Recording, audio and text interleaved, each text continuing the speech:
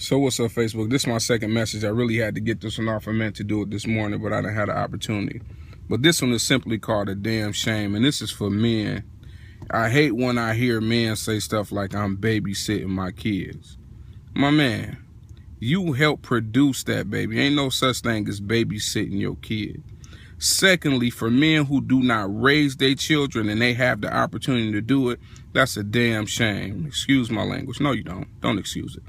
That's a damn shame, and let me tell you why. That's only two ways that young man is going to be raised if it's a boy.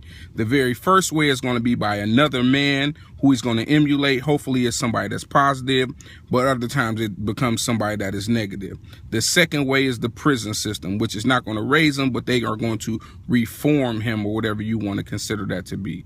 We have an obligation as men to raise the kids that we have produced. Now, I ain't say love his mama. I didn't say take care of his mama. I'm not talking about child support. I'm talking about physical time that we put in to raise these young boys. Unfortunately, they're being raised by the streets, and they also being buried by the streets. And it should be a damn shame that we not doing a better job.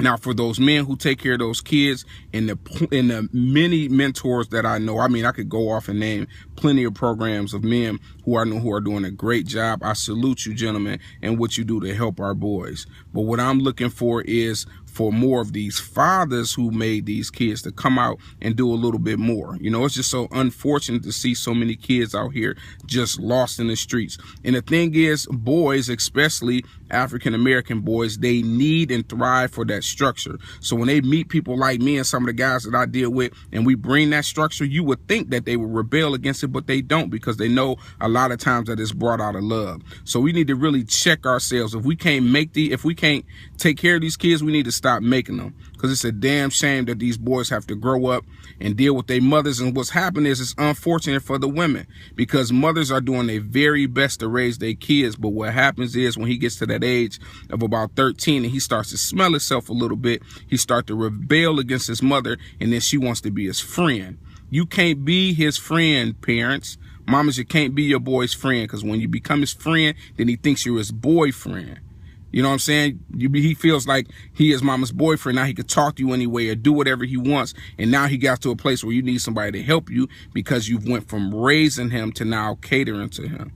So again, let's do a little bit better, because these boys, I'm sorry I'm talking about boys, but that's primarily my thing. We got to do a better job at raising these boys, and it really starts with us men who making them. So it's a damn shame if you got on Jordans. It's a damn shame if you got nice clothes and you got cars and you got girls and all that, and you ain't taking care of your damn kids. You should be ashamed of yourself, because ain't nothing in that glorified if that boy walking around and he don't want to be like his daddy and he want to be like somebody else.